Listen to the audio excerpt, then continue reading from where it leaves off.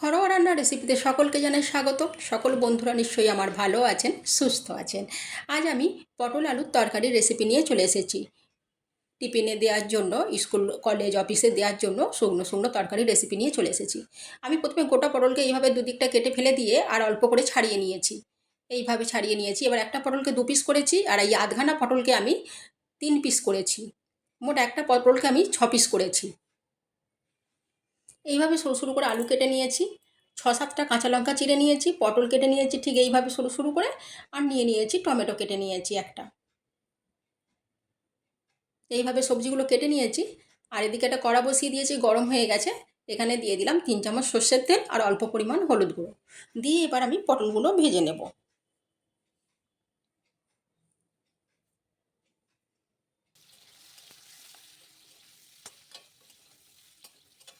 পটলের একটা কাঁচা গন্ধ থাকে, পটল একটু ভালো করে না ভেজে নিলে ঠিক তরকারির টেস্ট আসে না। তাই পটলগুলোকে আগে আমি ভেজে নিচ্ছি। এতে কোনো লবণ দেবো না, তাহলে একদম গলে যাবে। আমি লো টু মিডিয়াম ফ্লেমে রেখে এখন পটলগুলো একটু ভেজে নেব ভালো করে।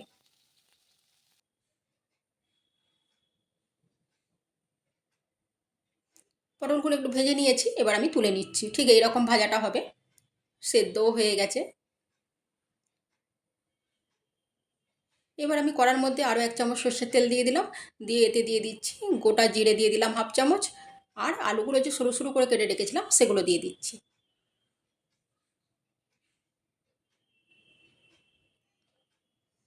আলুগুলো বেশ লাল লাল করে ভেজেও নেবো, তার সঙ্গে সেদ্ধও হয়ে যাবে। দিয়ে দিচ্ছি অল্প পরিমাণ হলুদ গুঁড়ো আর অল্প পরিমাণ লবণ।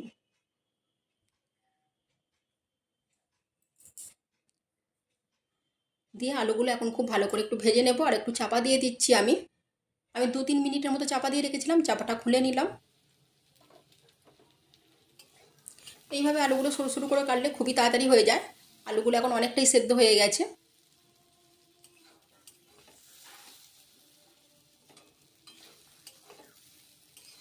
বেশ লাল লাল ভাজা হয়েছে, সেদ্ধ হয়ে গেছে। আমি দিয়ে দিচ্ছি এখানে 1/2 চামচ আদা বাটা। 1/2 চামচ আদা বাটা দিয়ে দিলাম। এই আলুর তেলের মধ্যেই আদাটাকে আমি ভেজে নেব।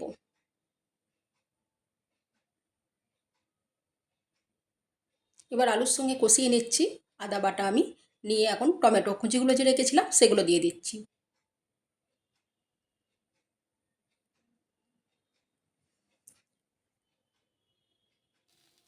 দিয়ে দিলাম 1 চামচ ধনে গুঁড়ো,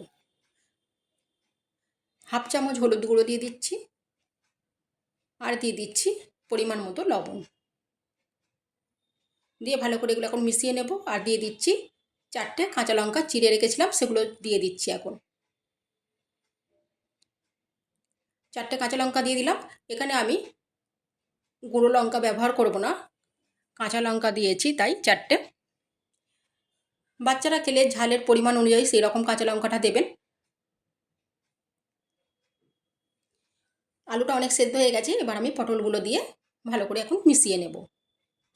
এইভাবে যদি স্কুল কলেজ অফিসে তাড়াতাড়ি করে এরকম একটা তরকারি করে নেন, টিফিন থেকে পড়েও যাবে না, টিফিনের মধ্যে থাকবে। আর নানা রকম ঘুরিয়ে ফিরিয়ে তরকারি তো দিতেই হয়। তো এইভাবে একদিন বানিয়ে দেখবেন, খুবই ভালো হয়, টেস্টি হয়। আর টিফিনে দিলে কোনো অসুবিধাও হবে না। বাচ্চারা অনেক সময় টিফিন হেলিয়ে দেয় আর দেয়, ঝোল টোল কোনো কিছু দিলে ফেলে দিতে পারে। তো এরকম শুকনো শুকনো করবেন, কিচ্ছু হবে না, টিফিনের মধ্যেই থাকবে আর বাচ্চারা খাবেও ভালোভাবে। আমি এখন সবজির মধ্যে অল্প পরিমাণ একদম জল দিয়ে দিলাম, দিয়ে ভালো করে মিশিয়ে নিচ্ছি এটা।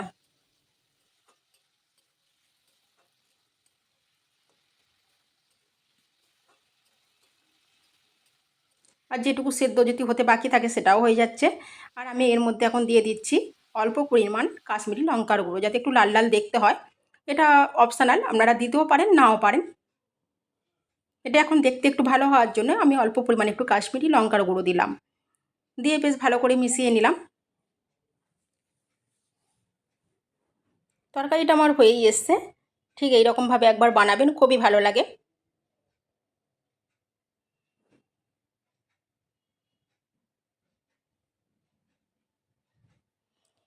এবার এর মধ্যে দিয়ে দিচ্ছি আরও 2টো কাঁচা লঙ্কা চেরা, আর দিয়ে দিচ্ছি অল্প পরিমাণ মরিচের গুঁড়ো, আর জিরে গুঁড়ো দিয়ে দিচ্ছি অল্প পরিমাণ। কারণ আমার সবজিটা অল্প, তাই অল্প পরিমাণে দিতে হচ্ছে, 1/2 চামচ দিলে বেশি হয়ে যাবে। এবার আমি এটা খুব ভালো করে মিশিয়ে নেব। তরকারিটা প্রায় আমার রেডি একদম। এইভাবে অবশ্যই একবার বানাবেন, খুব ভালো লাগে। এবার আমি তরকারিটা একটা প্লেটের মধ্যে তুলে নিচ্ছি। ভাজাই বলুন বা তরকারিই বলুন, আলু পটল দিয়ে তরকারিই বলুন আর আলু পটল ভাজাই বলুন, খুবই সুন্দর হয় এটা, খুবই ভালো খেতেও লাগে। এইভাবে অবশ্যই একবার বানাবেন। ভালো থাকবেন, সুস্থ থাকবেন, সাবধানে থাকবেন।